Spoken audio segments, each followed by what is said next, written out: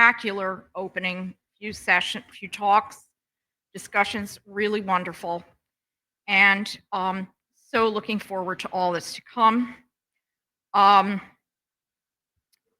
if you have a project, an exhibition, something that you would like us to circulate word about, please just grab one of us and let us know, because we are hugely in support of that and would love to help.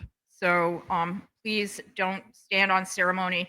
We have that one table, and we actually used to sell books at our conferences. We didn't sell them. We had a bookseller, and regrettably, our great bookseller was a passed away as a result of COVID. So we are looking to bring that back, because you will see there is a T-shirt on that table, and the T-shirt says, "No books, no culture, we die." So that's my phrase. The T-shirt is not my aesthetic. It's somebody who is part of this community who heard it. Next year, we will have T-shirts. But seriously, no books, no culture, we die. It's really important. Okay, so I don't know if the people in this part of the room know that there's another part of the room over here. So there are people in two areas, just so you all know that the two hemispheres exist. So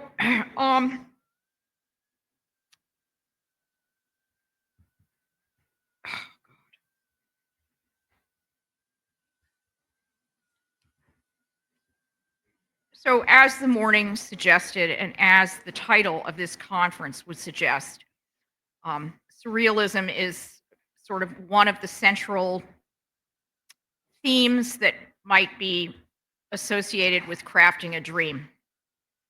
And full disclosure, when we started this conference, someone called Marianne Cause, who is 91 or 2, who has written extensively on surrealism, but also lived surrealism, was going to be with us. And she decided that she was too old, which is not something that I would ever accept. But anyway, one accepts what somebody says. I tell you this because one of my favorite lines of poetry is, "Surprise me on some ordinary day with a blessing gratuitous." It's John Berryman. It's from one of 11 addresses to the Lord. And what happened is that it worked out even better. Sandra Zalman, who was suggested to me by Bob Cozzolino, and this is how this all goes. It's a year of counsel and networking and talking. But Sandra Zalman agreed to come. She arrived from Houston, I guess, this morning, and she has written a couple of important books. Citations are in the bibliography section. There is a précis, and she is going to be synthesizing some new work into previous concepts, in a sense, revisiting her own thoughts, which is a fairly surrealist thing to do. And we are so thrilled that she's here. And honestly, it does, if you kind of let it, I'm not so great at it, but it works out so beautifully in the end. So her topic today is A Figure in a Dream: Surrealism, Women, and the Museum of Modern Art.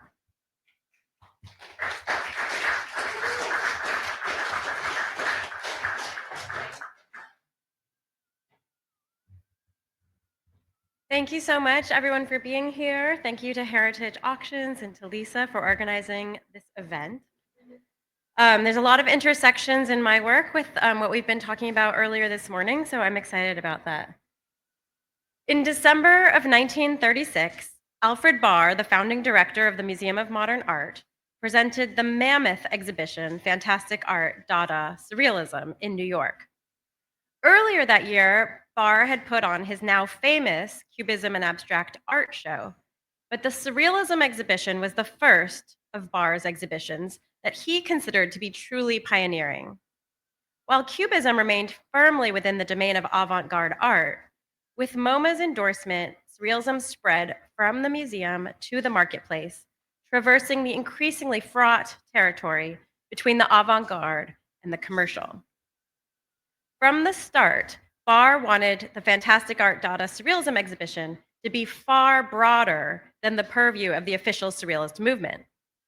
Amidst 700 objects, Barr presented Surrealism to an American audience as a leading movement in avant garde art alongside cartoons by Walt Disney and drawings by asylum patients. Barr hoped that this comparative material would help illuminate to the American public what he understood was not only a movement, but for some, a way of life. And Barr himself was comfortably ambivalent about the nature and status of Surrealism. He recognized that once Surrealism was, quote, no longer a cockpit of controversy, it will doubtless be seen as having produced a mass of mediocre pictures, a fair number of excellent and enduring works of art, and even a few masterpieces. So he just was showing everything. And Barr had to fight to frame Surrealism as a heterogeneous mix of art and visual culture.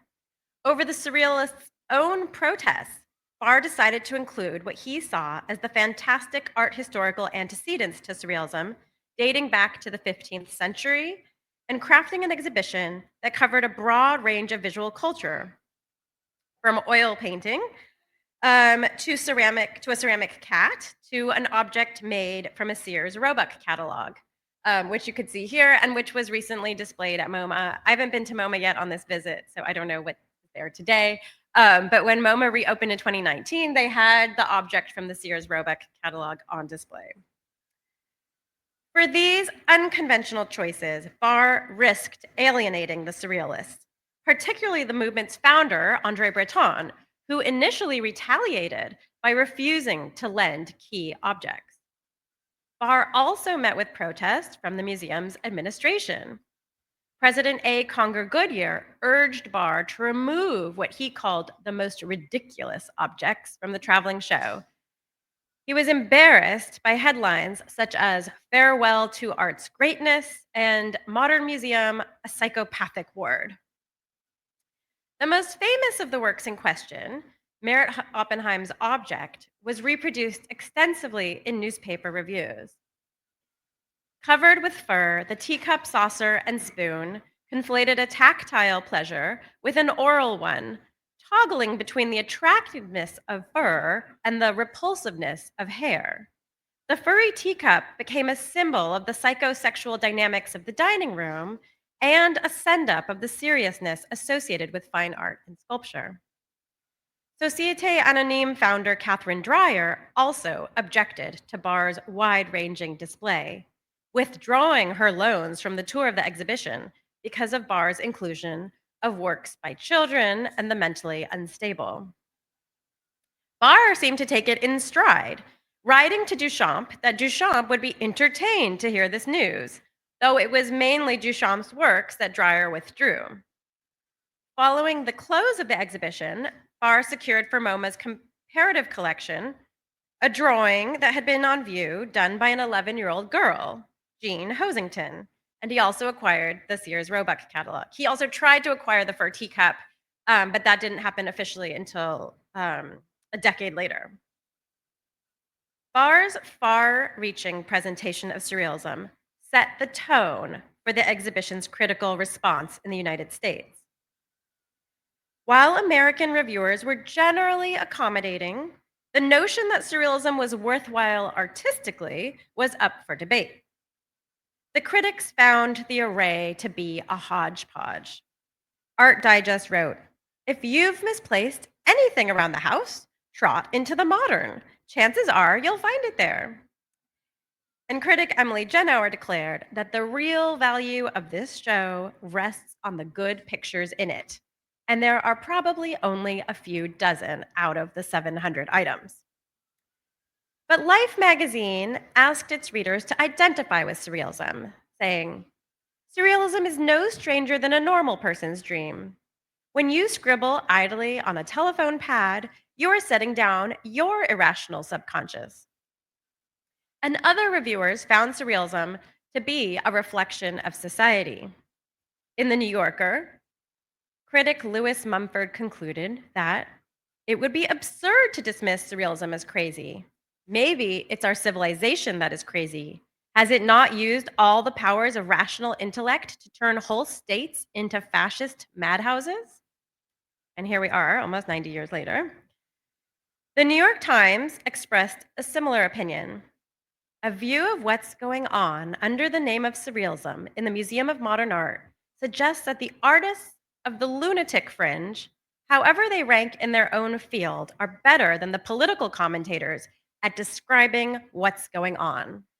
Outside the galleries, the contemporary eye must rest on objects and images much more grotesque. Ironically, just as surrealism was getting sort of labeled as political commentary, advertisers greeted surrealism with enthusiasm. At the Advertising and Marketing Forum in January 1937, the art director of Condé Nast declared that surrealism deals primarily in the basic appeals so dear to the advertiser's heart. And advertisers openly availed themselves of imagery inspired by the surrealism exhibition. Alfred Barr even collected these ads, telling the agencies that the museum would like a copy for its files of any material that might indicate the influence it has had on American commercial design. Barr's broad exhibition, which also included advertisements, set the tone for the ready application of surrealist strategies in other realms of visual production. When the Fifth Avenue department store, Bonwit Teller, took out an advertisement on the Sunday before Christmas in 1936, it did not showcase alluring models or the latest gowns.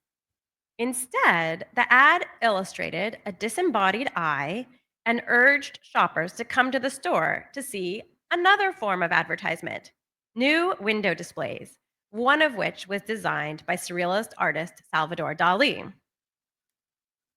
And you can see, oh my God, I'm scared to use the pointer. Okay, it doesn't work. But Julian Levy Gallery is underlined because I got this from the Julian Levy archive, thanks to Marie.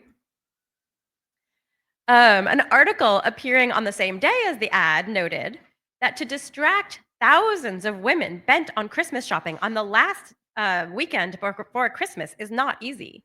But these 8 Bonwit Teller windows stop traffic and evoke hundreds of comments of admiration, amusement, or revolt.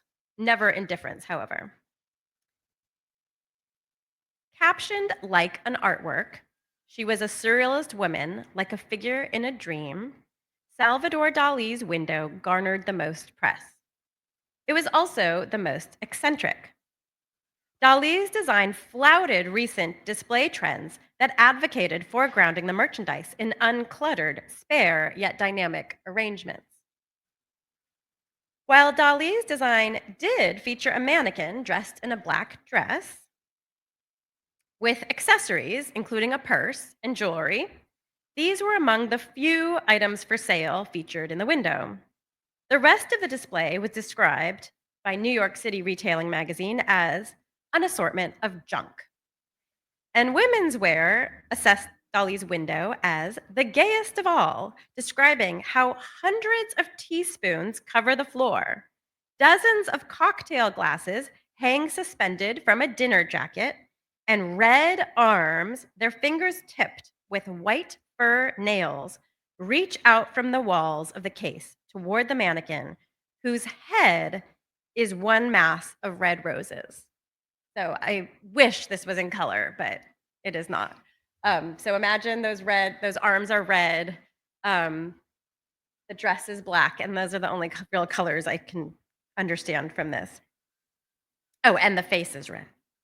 Descriptions of Dali's window reveal the way he used the accumulation of objects to create a total environment that diffused the aesthetic aspects of the merchandise. Instead of concentrating on clothing, Dali's window dwelled on the drama unfolding between the glamorous scarlet hands with their unsettling white fur nails and the black gowned woman. as the hands unsuccessfully stretched to touch her or ply her with gifts. I think one of them right here. So it's not, it's pretty creepy as well. Oops, let's go back. Um, Another writer reviewing the windows declared, "This is Dali at his best." And many critics realized that Dali's window borrowed heavily from his fine art. Oops, do I have that? Oh, maybe it's this one. Okay. Especially Three Surrealist Women and Lobster Telephone, both from 1936. But the author's proclamation, "This is Dali at his best," presciently predicted that Dali would become best known for his commercial forays, or more accurately, for blending his artistic practice with a commercial one. The elated coverage that Dali received in trade magazines like New York City Retailing contributed to this, while the art critical coverage of MoMA's exhibition dwelled instead on detangling Surrealism's aesthetic worth and cultural relevance. The other 7 Surrealist inspired windows were far more conventional than Dali's display, and they were conceived by professional window designers. They showcased mannequins in mysterious black dresses, punctuated with bursts of different surrealist colors: delphinium, canary, gold, white, red, pink, and violet. Those were designated as surrealist colors. These displays were far more spare and consisted of the mannequins looking at or away from framed images propped on easels, so that the surrealist aspects of the scene were not integrated with the fashions on display. The collage in the violet window, oh, this is the violet window. The collage in the violet window combined eyes, women, bottles with cellophane champagne fizz, and even a New York Times story on King Edward's abdication, providing a kind of disjointed vision of romance, glamour, and altered states. But Bonwit's windows were more than an appropriation of surrealist visual strategies, where they also included reference material. In the corner of each of the windows, except for Dali's, was the catalog for the Museum of Modern Art's ongoing exhibition, Fantastic Art, Dada, Surrealism. Open to the first page, which had a distinctive art illustration, the title of the show and curator Alfred Barr's name were easily visible. Behind the open catalog was another closed copy, which we saw in Erica's talk. In the canary window, in front of these 2 iterations of the catalog, there was also a page featuring reproductions of the more sensational works in the exhibition: Oppenheim's Object, Rene Magritte's The False Mirror, and of course, Dali's own Persistence of Memory. The inclusion of the exhibition catalog cemented the window's connection with surrealism and lent them another level of sophistication through their association with MoMA. The relationship between Bonwit Teller and MoMA demonstrated that these institutions were not in competition over visual culture. Instead, cross promotions strengthened their appeal to their shared audiences and provided them with new ones. Shortly after the Bonwit campaign foregrounded surrealist color, a surrealist color card was brought out, and it boasted unusual combinations like orchid, lilac, and Baghdad blue. And Lord and Taylor introduced woolen evening capes, which contrast vivid and pale shades like tarantula red with hyacinthine blue or intense green with faded pink in the Dali technique. This is all discussed in this article here. Advertisers hailed surrealism for its exotic color, considering that to be one of the prime aspects of its eye-catching ability. The surrealist windows were instrumental in demonstrating new ways that color could be used disruptively, and the uncanny could be marshaled to corner consumer attention. But this wasn't the first time that an exhibition at MoMA had inspired window display.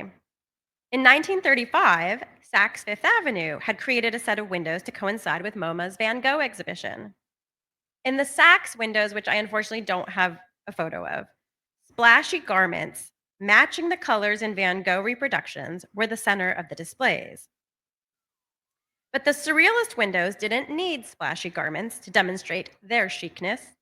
The collage images within the frames were unique, if pastiche creations in their own right. Still, Dali's window provided the best example for integrating surrealism with commercial culture. Dali's window demonstrated how surrealism could convey a mood, suggesting how psychological space might be more important than showcasing any specific object for sale. The surrealist influence windows demonstrated that surrealism could function as an adaptable strategy and not just static quotation.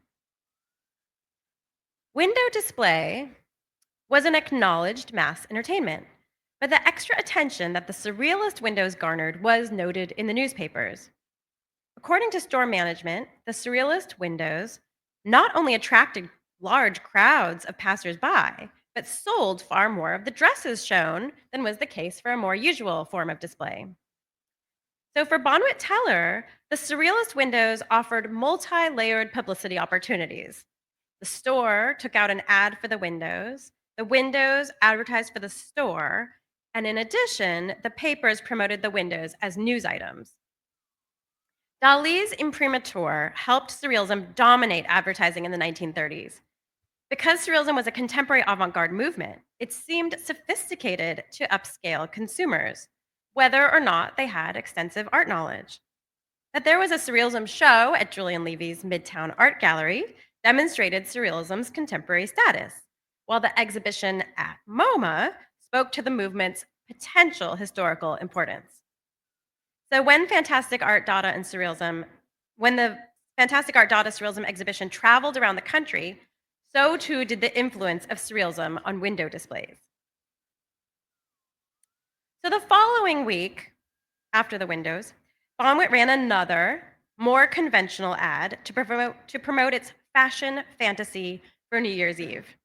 This time, the ad illustrated fashion sketches of women in dramatic gowns, and the text promised that the finishing touch would be the zany cloud cuckoo mood that has set the world talking about the surrealist art exhibitions and our current surrealist windows. Again, Bonwit's copy gave credit to the museum and gallery iterations of surrealist display, while simultaneously foregrounding their own. Scattered amidst the fashion illustrations were a mix of motifs taken from Dali and Magritte, drawings of a melted timepiece at 5 minutes to midnight and a floating eye with a clock face at 5 minutes past 12, marshaling Dali's persistence of memory and Magritte's The False Mirror to reference the stroke of midnight on New Year's Eve, but perhaps also commenting on the importance in the world of fashion of being a la mode.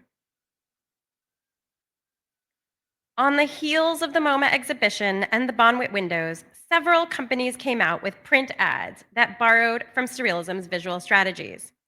Elizabeth Arden Perfumes debuted an ad using surrealist motifs for their bluegrass perfume that appeared on February 7th, 1937. And this ad concentrates on surrealism's associations with love, depicting a half dozen hearts struck with arrows that cling to a cracked wall. Two hands reach toward each other, but one of them is only a shadow. An eye with a cupid for a pupil looks on to remind viewers that bluegrass perfume is the perfect Valentine. Instead of quoting from a specific surrealist work, the ad copies the motifs seen in the Bonwit Teller windows.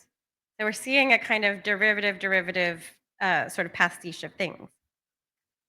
An ad for Gunther Fur, which came out shortly after, uses a Kiriko-esque landscape as its setting, depicting a woman dripping in furs. A few stylized clouds hover in the sky, vaguely reminiscent of the floating lips seen in Man Ray's large-scale painting. The Hour of Observation featured in MoMA's exhibition. The exaggerated perspectival landscape of De Chirico was also put to use in an ad for the high-end furniture company W&J Sloan, in a scene that depicted a fallen Dionysian bust, a disembodied hand at a cafe table, and a leafless tree to hang wine glasses on. A clock, not melting, is traced over the clouds in the sky. The company seemed to want to use surrealism for its eye catching ability, ultimately equivocating about its appeal. Your taste in decoration may not run to surrealism, but if you wanted a room done in the manner of exaggerated surrealism, Sloan could do it for you. Don't be afraid to chart your own style, the company seemed to be assuring potential customers. Sloan will facilitate your vision. So, when I was first researching this material, I thought that surrealism's involvement in commercial culture, at a time when it was still unclear which works were considered serious art, was the root of a lot of confusion. And I assumed that that was the definitive factor in surrealism's ambivalent critical reception. But I think I really sort of failed to take into account how much shopping and advertising culture was a part of the modern art experience in the United States, especially at a place like the Museum of Modern Art. So, MoMA regularly displayed home goods in its galleries, often highlighting their affordable prices, such as in useful household objects under $5 from 1938. Or here I'm showing you the one for under $10 in 1940. And these exhibitions were held yearly for several years. And then their successor was the Good Design exhibitions. And those were all curated by department store heir Edgar Kaufman, which had already sort of cemented or was in the process of cementing the connections between the museum and the marketplace. These exhibitions carried the message that modern art and domestic design, from tea trays to toasters, were all intertwined. Alfred Barr had underscored this in his modern art class at Wellesley as early as 1927, when his students, who were all women, undertook an assignment where they browsed the five and dime store to select objects for a class exhibition. These exhibitions promoted the idea that shopping for home furnishings was an activity based in aesthetic discernment. Barr had always conceived of the museum as a space of public education, but it was just as likely a space of continuing education for many women who graduated from college with art history degrees. When Barr hired Victor D'Amico to head MoMA's new education department in 1937, and that's also the year Barr had a baby, or his wife had a baby. I noticed that Julian Levy had a baby that year too. Barr was thinking how the museum could further facilitate public interest in modern art. Once the new building opened in 1939, D'Amico established the Young People's Gallery that was supposed to provide a place for children in an adult museum and to bring new experiments in art education to parents, teachers, and the general public. The museum hosted weekly classes for children. And in the children's art classes, parents were discouraged from attending or looking on. And the annual children's holiday carnival was likewise a no holds barred, no parents allowed blockbuster affair. So what did this mean for women? It meant consistent engagement with the museum for mothers and caretakers who were shepherding kids to and from art classes. And it also meant a break. Oh, sorry, I wanted to pause and talk about this image for a second. You can see, okay, sorry, it's so hard to see. This is a Vogue illustration from 1945. This is the children's art gallery. You can see that it's like pretty integrated into the museum. There's the collection on view. There's also the sculpture garden, the theater. There's a basement show with this iteration of dance. And with children occupied with art making, mothers were free to do what they wanted for a little bit. So perhaps those women headed to see work in the galleries, to read in the publicly accessible library, to catch a film in the subterranean theater, or hang out in the sculpture garden. Or if they were members, they might head up to the penthouse on the 6th floor. MoMA's innovation was to offer the public an opportunity to participate in an exclusive experience, but for a relatively affordable price. In 1937, the membership was $10, so about the price of those household goods. In 1953, when Dwight MacDonald wrote a profile of Alfred Barr, He worried about the extra aesthetic atmosphere of the institution, citing a poll that showed that only 40% of visitors came just to look at the art. The other 60% either went to the movies or had lunch or afternoon tea in the members' penthouse. The figures uncomfortably suggest that a good many of the museum's patrons may think of it as a community center rather than an art museum. Though the New Yorker presents the findings as uncomfortable, I think it's very likely that Alfred Barr approved of museum patrons enjoying these amenities as part of his democratic vision of art experience. Granting members access to the penthouse particularly reinforced the idea that the museum was a social space, just about the biggest club in town, and offering an upscale alternative to the dozens of prestigious all-male clubs of Midtown Manhattan. Barr refused to belong to any of those clubs, though I think pressure to join must have been considerable. And only one club in Manhattan, the Cosmopolitan Club, focused on women. All of the others excluded women from their membership as a matter of policy before the 1980s. So, because of the lack of non commercial social spaces available to women, the museum, especially via the penthouse, offered a place to congregate and socialize outside the home. Writers noted this, saying, for a large number of women members, the top floor is an ideal country club. They can take a light lunch there or stop in after a Fifth Avenue shopping trip to sip tea on the open balcony, a restful oasis conveniently located halfway between commerce and culture. This is a Vogue illustration from 1945 that shows ladies at lunch in the museum members' lounge as they eat, drink, and smoke. And I also wanted to note there's a De Chirico landscape kind of pictured in the illustration. It says ladies at lunch, not ladies who lunch. And I like to think of this as a very subtle play on sergeant at arms, which might suggest that women had an important role to play at the museum, which they did. The ways in which women engaged with the museum was, I think, the purposeful execution of Barr's foundational principles and for modern art, that it be accessible, inclusive, enjoyable, and useful. Early on, Barr had recognized that surrealism was more than a movement. It's a philosophy, a way of life, a cause. So when the Museum of Modern Art celebrated its 20th anniversary in 1949, it presented an exhibition that expanded that to all of modern art, showing how it was integrated into modern life. The exhibition was called Modern Art in Your Life, and it set out to show, quote, whether we like it or not, modern art helps to produce the environment of our daily lives. To make the case that modern art was an intrinsic part of modern living, MoMA's curators showcased pots and pans, a lazy Susan, and tubes of toothpaste in the museum's galleries. This is sort of the abstract art part of things.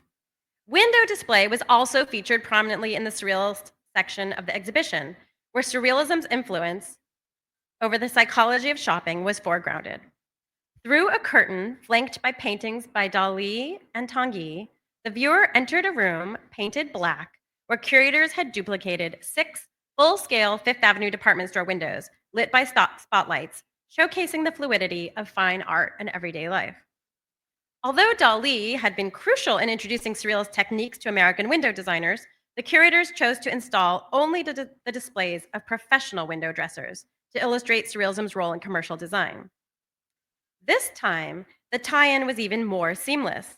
Window display gained cachet through its installation inside the museum, while the museum associated itself with the world beyond its walls. So I'm showing you a sketch by Renee Darnancourt on top, and then the actual window displays, the photographs of the window displays underneath. I don't know, and I'm actually really curious about this. There's a fire hydrant there. I don't know why that's there. I don't know if it was Renee Darnancourt's just like fantasy of like now we're on a street in Manhattan instead of a gallery, but we could maybe talk about that. So, furthermore, in exhibiting the windows, the museum showed off an array of department store merchandise, including hats, jewelry, furs, and feathers that were all conveniently available for purchase just around the corner.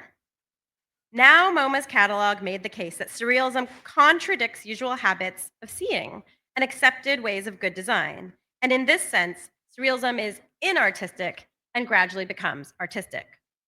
For MoMA, surrealism illustrated the way good design could be usefully, even artistically subverted. And for the moment, in MoMA's galleries, surrealism had come full circle. Its avant garde ideas commingling with blatant consumerist packaging here returned to the space of the art museum. The physical proximity of the department store and the museum, as well as their similar investment in the visual experiences of women, made cross promotion especially effective. By reconsidering MoMA as a gendered enterprise, we can better evaluate the ways in which the museum functioned for women and how the modern art experience was one devised with women in mind. MoMA was founded by women. Its intellectual bases were tested by women. And reflecting on MoMA's success in 1960, Barr credited the education of women. The patronage of the arts is largely in the hands of women. The feminization of taste is a factor. That's what he said. 3 decades after the museum's founding, Barr emphasized how central women were to MoMA's success on all levels, as patrons, curators, and educated audience members. The modern art experience at MoMA was designed to be social, contradicting accounts that emphasize the presumptive male viewer contemplating art in the isolation of the so-called white cube.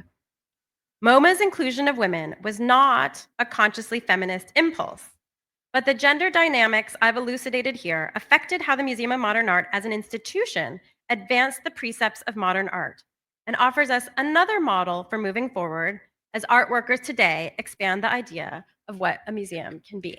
Thank you.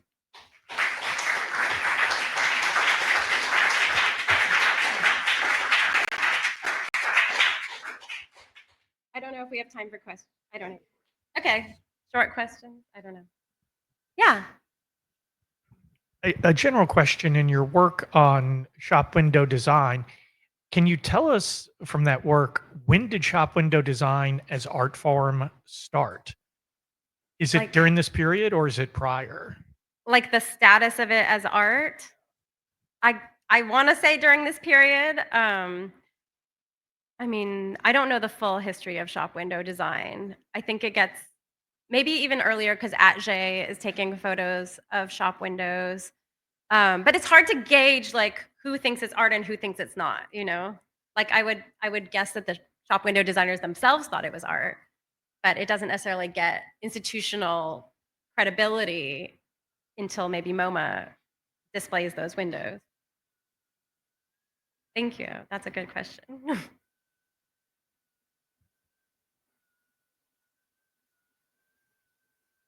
Okay. Well, oh, there's another question.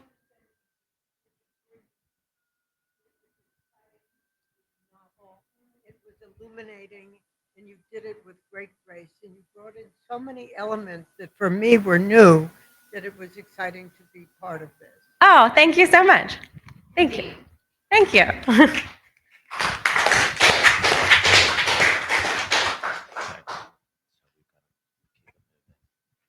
Yeah. Okay.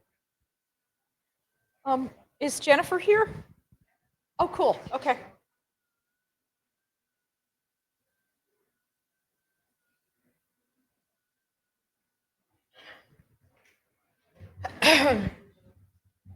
Okay, so in keeping with thinking in a cross-media and creative fashion, and also taking this theme of women further, which is something we've been really interested in,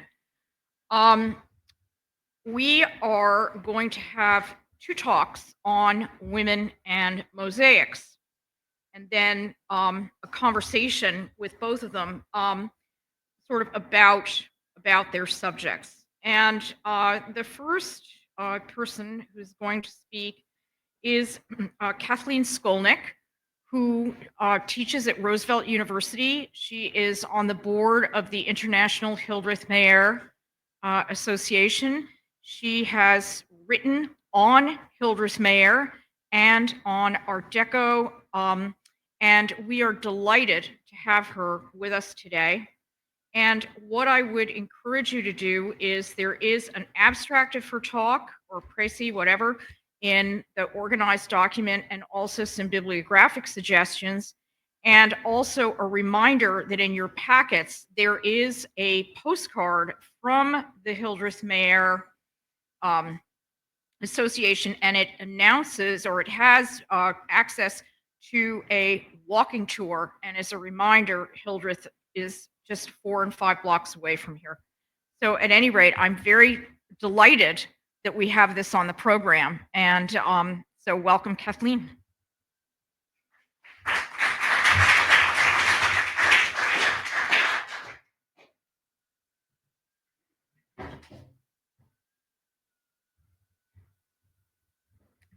Thank you, Lisa. And thanks for inviting me to speak. And thanks to all of you for coming. I'm really pleased to be on this program with Jennifer Samet, who will be speaking on Jean Raynal next. As you'll see from our presentations, the work of Mier and Raynal are visually very, very different. But at the same time, they do have several things in common.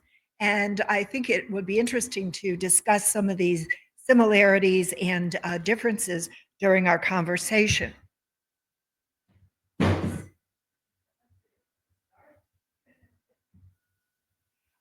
Hildreth Mier, who is shown in this 1943 self-portrait, was one of the most talented, versatile, and prolific American muralists of the first half of the 20th century. During her 40-year career, which extended from the early 1920s until her death in 1961, she completed more than 100 commissions.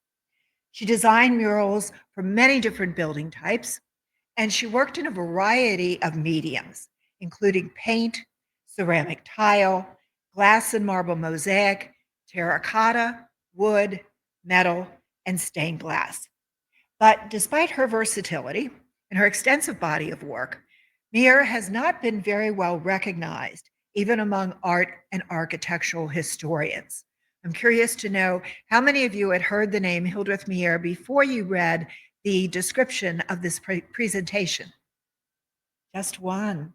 So no, not many of you have read about the opening of Printemps, or those of you who do know her name.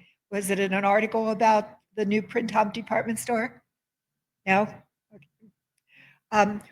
Well, I hope that I'm able to acquaint you with her today. Mier was born in 1892 in New York, in Flushing, Queens. She attended the Academy of the Sacred Heart, a Catholic girls' boarding school. It was in Manhattan. Her talent was already apparent during her school years in the costumes that she designed for school plays and the sketches that she made of school life. By the time she graduated, and Mier is standing at the center of the back row in this graduation photo, by this time she had decided that she wanted to be an artist. Soon after graduation, her mother, who had studied art in Paris and New York prior to her marriage, took young Hildreth to Florence, where she spent a year studying painting with an English artist. This time in Florence had a great impact on the direction that her career would take. When she left New York, she was planning to be a portrait painter. But after seeing what she later described as the great, beautiful walls of Florence, she knew that she wanted to be a muralist. When she returned to New York, she continued her studies at the Art Students League of New York. And after the family moved to California for her father's health at the California School of Fine Arts, 23-year-old Hildreth Mier was living with her parents in Palo Alto, California in 1916 when an opportunity to design costumes and sets for the theater brought her back to New York. She traveled by herself on a cross-country train, and she spent her first few nights in the city at the convent associated with the school that she had attended. But within about a week, she had found a room at a residence hotel. She had opened a bank account, and she was working on sketches for a costume and set designer. During her early years in New York, she designed costumes and sets for several stage plays and also for the Metropolitan Opera. These are costumes that she designed for Canterbury pilgrims. But she always had her sights on becoming a muralist. In 1918, after serving as an architectural draftsman in the Navy during World War I, She hoped to attend the Beaux-Arts Institute of Design, but she couldn't because the Beaux-Arts Institute only accepted male students. So instead, she enrolled in the School of Applied Design for Women, where she was pleased to learn that although she couldn't attend the Beaux-Arts Institute, she could participate in its design competitions, which were open to students from other schools. Here are some of her entries in those competitions. The competitions led to 2 actual jobs. And this is a study for one of them, an image of Pan playing the pipes that she painted on the living room ceiling of a house on the Upper East Side. In 1921, Mia received an introduction to the New York architect Bertram Grosvenor Goodhue, who essentially launched her career by giving her her first major mural commission. The decoration of the Great Hall at the National Academy of Sciences in Washington, D.C., a rather ambitious project for a young woman with limited experience. Unfortunately, Goodhue never saw Mier's designs installed in the Great Hall because he died just a few days before the dedication of the building. But before he died, he selected Mier to design the interiors at the Nebraska State Capitol in Lincoln. And over the next 8 years, she worked with Goodhue's successor firm, Mears, Murray and Phillip, designing the Capitol interiors, including, among others, the marble floors of the foyer and the rotunda, the glazed ceramic tile dome of the rotunda, and the ceramic tile ceiling of what was intended to be the Senate chamber.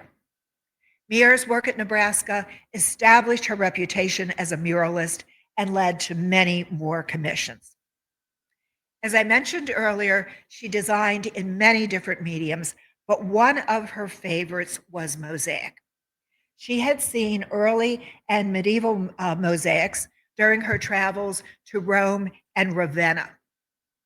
And here's an example of an early Byzantine mural, a 6th century mosaic of Justinian and his attendants in San Vitale at Ravenna.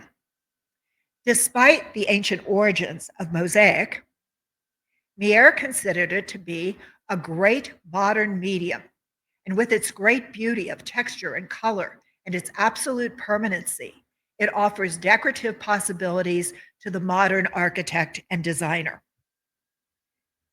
And during a 1950s interview, she commented further on mosaic. The whole essence of Byzantine art is the dome. And when you put mosaics on a curved surface, the light striking them changes and shadows come and go. When the angle of the various stones in the mosaic varies, the lights and shadows will vary as the sunlight plays over the surface. The result will be moving light and a surface that almost appears to be living. Mier's first experience with glass mosaic came in the late 1920s with commissions for 2 houses of worship here in New York, Temple Emmanuel on 5th Avenue at 65th Street and St. Bartholomew's on Park Avenue between 50th and 51st. For Temple Emmanuel, she designed mosaics for the arches in the sanctuary and the ark where the Torah scrolls are housed. The main arch has stylized Judaic symbols that are separated by intricate geometric patterns.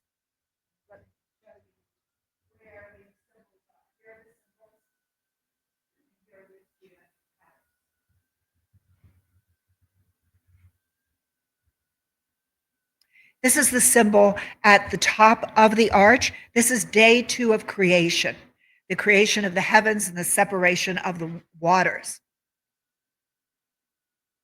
And here on the left is the drawing or cartoon, as it's known, that Mier prepared for this symbol. And on the right is the mosaic interpretation. A few others, the shofars or ram's horns, and the wedding canopy. For the arches behind the main arch,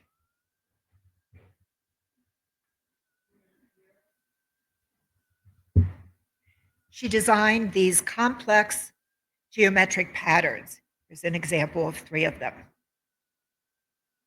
For the ark, which is designed to resemble an open Torah scroll, she designed a glass mosaic border that surrounds the marble frame around the bronze doors of the ark.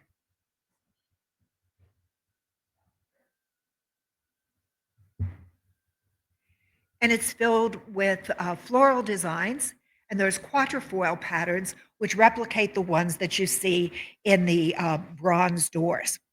She also designed that narrow band.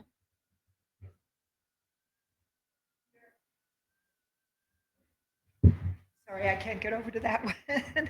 That narrow band of mosaics set into marble with these lozenge-shaped designs.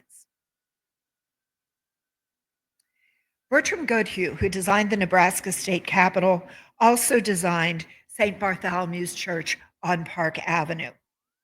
When the church was opened in 1918, money wasn't available to complete the interior. So when the church was dedicated, there were no decorations inside. About 10 years later, the funds became available to complete the church, and Goodhue's successor firm and Mier completed the interiors.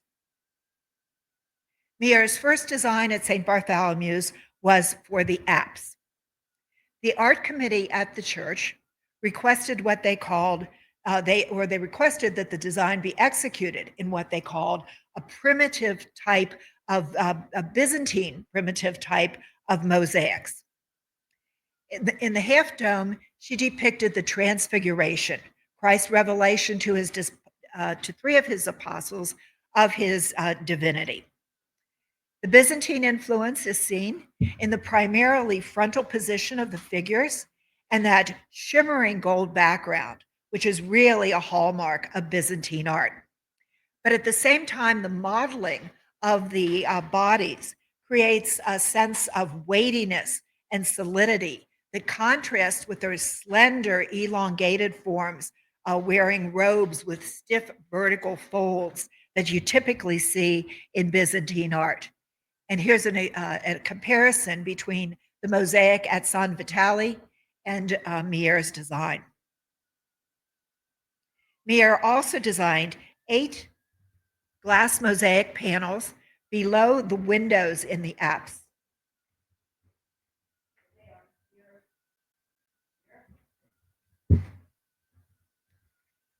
Here's a closer look, and they represent symbols of Christ, like the pelican and the phoenix.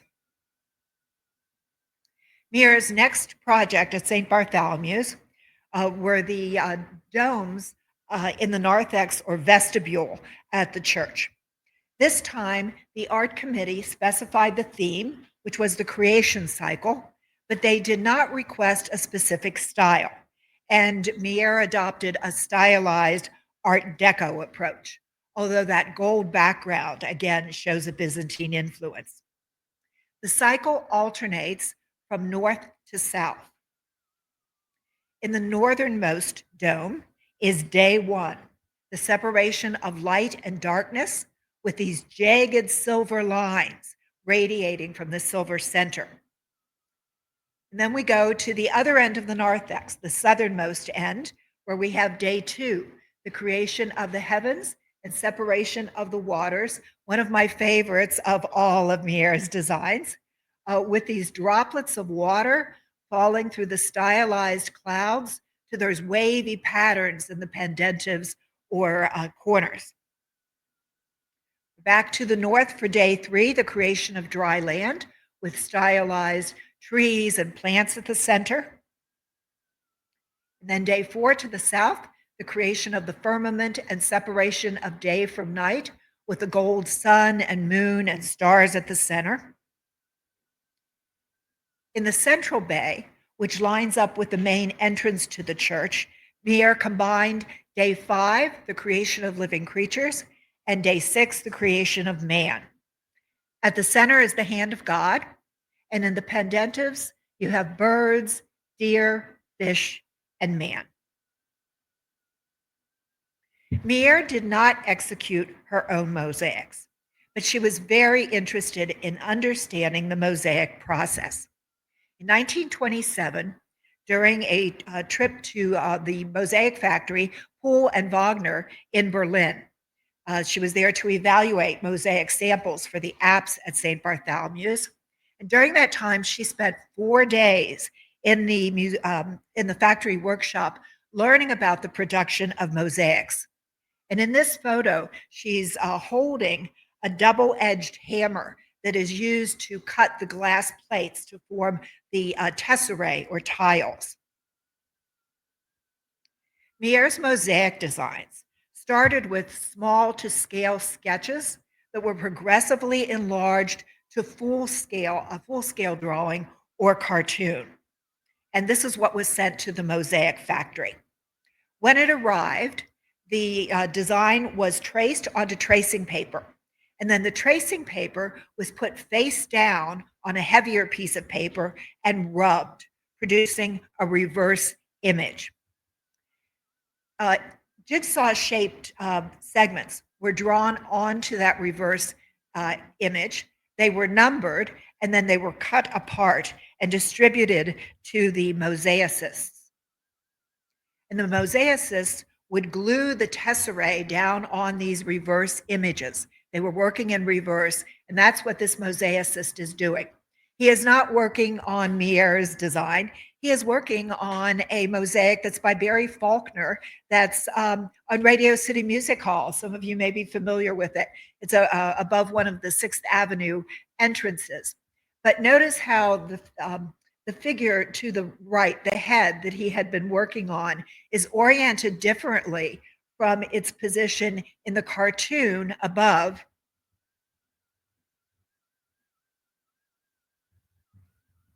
which he was using as a guide. So it's a very complex process. When the segments were completed, they were shipped to the site of installation. And when they arrived, they were reassembled on the floor. And they were installed by pressing the segments, paper side up, into mortar. And after the mortar dried, the paper backing was removed with a moistened sponge. The gold leaf tesserae that Mier used at Temple Emmanuel and St. Bartholomew's and in many of her other commissions were produced by sandwiching a square of gold leaf between a base disc of colored glass and then a top transparent layer of glass. And these were heated and they fused together. Different shades could be produced by varying the carats of the gold leaf or the color of that base disc or the transparent top layer. Mier really capitalized on the vibrant color of mosaic and its interaction with light in her work for the client reception room, commonly called the Red Room, at what was originally the Irving Trust Company building at 1 Wall Street. The jagged flame-like pattern on the walls was designed by a member of the architectural firm that designed the building, Boys Gamelin and Walker. The designer's name was Perry Coke Smith. He was an assistant designer at the time. He would later become a partner. Mier was the consultant on scale and color, which ranged from a deep red on the lower part of the walls to a brilliant orange on the ceiling. The gold leaf tesserae that form that jagged pattern get closer together as the walls rise, and that's what gives the ceiling that golden glow. 1 Wall Street has now been turned into a condominium, and the Red Room is part of the retail space, and it serves today as the shoe salon of the Printemps department store. So you can go and visit it, and they have some great restaurants there, so you might want to take advantage of that. Cost was one of the considerations in the decoration of buildings that were constructed during the Depression. And Mier adapted to this need to economize, as indicated by this quote that appeared in a 1939 article in the Women's City Club magazine of San Francisco. The economic difficulties of the day have forced us to experiment with methods of using mosaic cheaply, and by combining it in small quantities with less expensive materials, beautiful results can be obtained at a cost which compares with paint. And you see how she economized in this mural that she designed for the ceiling of the AT&T long distance building on the Avenue of the Americas in Tribeca. The technique that was used here is called silhouette mosaic.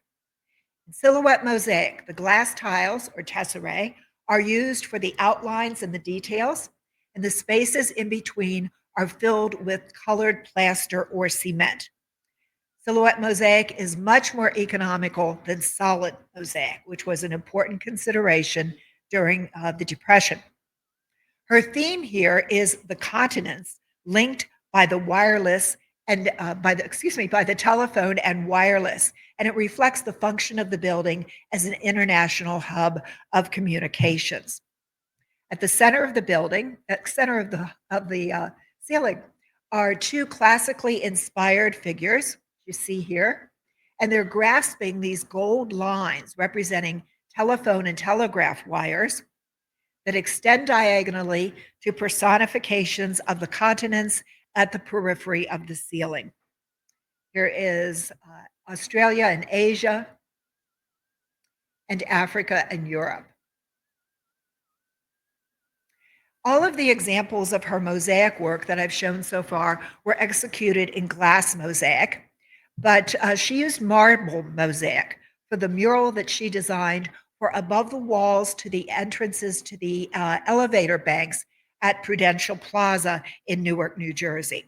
This was her last corporate commission. She completed it in 1960. The symbol of Prudential is the Rock of Gibraltar, and her theme was an episode from the 10th Labor of Hercules, in which he uses his superhuman strength to break through the mountains, separating the Mediterranean Sea from the Atlantic Ocean and establishing the Strait of Gibraltar. In the central panel, you see Hercules. He's wearing the skin of the Nemean lion, and he's holding a club, and he's sailing in a dolphin-shaped boat through the strait. And the side panels represent the pillars of Hercules, the coasts of Gibraltar and North Africa. The lobby of Prudential Plaza was renovated in the late 1990s. The mural was removed, and it was in storage until 2012 when it was rediscovered. It had to be repaired. It had been damaged, but it was restored, and today the central panel is in the collection of the Newark Museum of Art. The two side panels are at Harvard University's Center for Hellenic Studies in Washington, D.C. This one is in the library, and this one is in an open courtyard. If you want to learn more about Hildreth Mier, go to the website of the International Hildreth Mier Association, where you'll find more information about her and all of her commissions, not just the mosaic work that I described today. And don't forget about the postcard that's in your folder with the QR code that will take you on a tour of her work in Manhattan. The guiding lights between the International Hildreth Mier Association are multi-generational. Seated at the center in this photo is her daughter, Louise Dunn. Seated to the right is Hildreth Mier Dunn, Hilly Dunn, who happens to be here today. And Hilly took most of the photos of Mier's work that I've shown you today. Seated on the right is Nancy Bacana, who is a grandniece of Mier's. And standing on the left is Anna Kupik, Hilly's daughter, who is the great-granddaughter of Hildreth Mier, and she's also the president of the International Hildreth Mier Association. So thank you so much for listening. We'll hear from Jennifer now, and then we'll have our conversation. Thank you.